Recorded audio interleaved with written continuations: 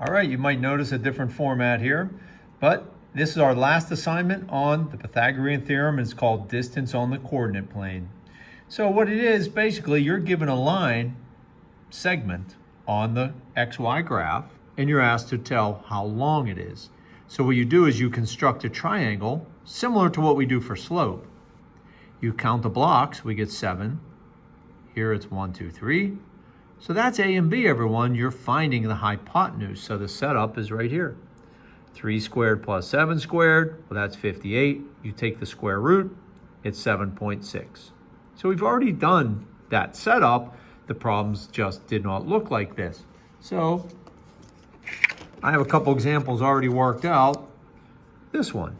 So again, you would just, again, you can draw the triangle above or below the line. It wouldn't matter if I went up 2 and over 5. But the fact is 2 and 5 are the two legs. I'm trying to find C, the hypotenuse. If you think about it, there's a right angle right here. It's pointing to C. So my setup would be 2 squared plus 5 squared equals C squared. 2 squared plus 5 squared is 29.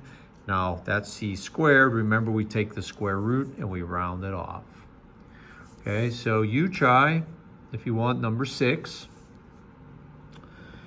And I'll head on down to number 6 here. So I construct my triangle. The two legs are 3's. 3 squared plus 3 squared is 18. The square root of 18 gives me my answer of 4.2. So that's what the front of this is. Just finding the line segment length. Show the work like I did here. Now on the back, we are going to just review and do some mixed practice like we've already seen. But on the back, look what I have at the top. Determine if you are missing the hypotenuse first. So I wrote some notes on here. If you are missing C, the hypotenuse, you would add, like here. See, we're missing C. The little box always points to the hypotenuse. So if C is missing, A squared plus B squared equals C squared. 2 squared plus 3 squared equals 13. And again, you always do the square root and you round it off, 3.6.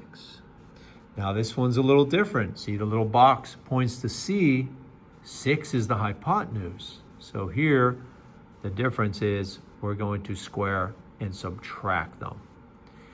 And I get a 27. I take the square root of both sides. So see the compare and contrast. Look on the left. We are missing the hypotenuse. We square and add to the two legs.